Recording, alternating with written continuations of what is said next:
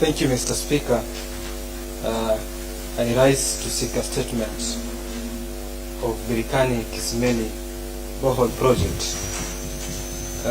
Mr. Speaker, sir, in the line with the parliamentary best practices, precedents, and conventions, and pursuant to the provision of the third Taita Taveta County Assembly Standing Order number 42-2C relating to the sitting order number 7 statements, I rise to seek a statement from the Sectoral Committee on Water, Irrigation, Water and Irrigation on the status of Birikani-Kisimenyi Borehole project in Kasigau. In this statement, Mr. Speaker, the committee should furnish the House with the following information. 1. What is the status of the project? It's a year now without being operational, Mr. Speaker.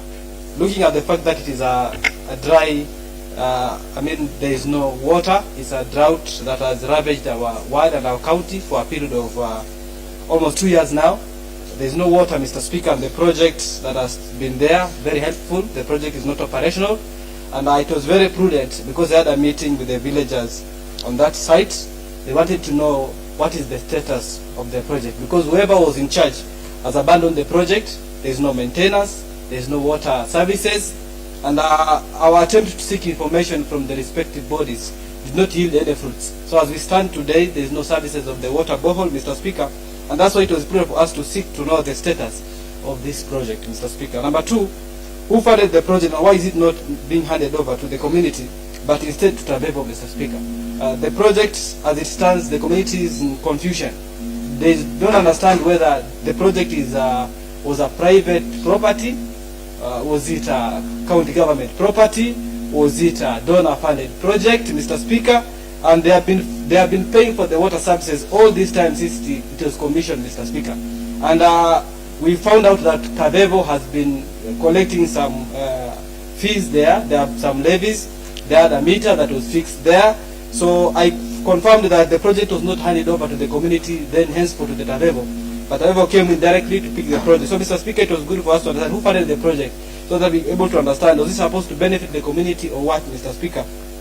Thirdly, we want to seek this statement so that we are able to understand what steps have been taken to ensure that the project is handed over to the community.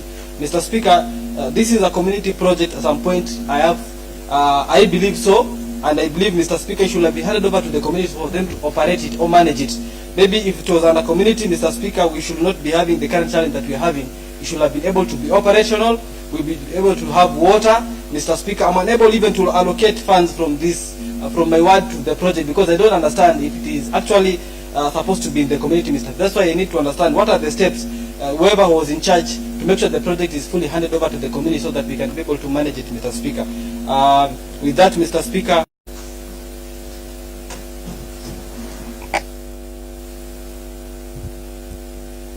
Honorable Chairperson,